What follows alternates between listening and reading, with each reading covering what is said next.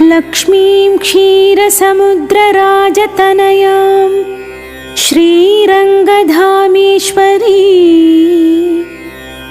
दासीभूतसमस्तदेव वनितां लोकैकदीपाङ्कुराम् श्रीमन्मन्दकटाक्षलब्ध विभव ब्रह्मेन्द्र गंगाधरा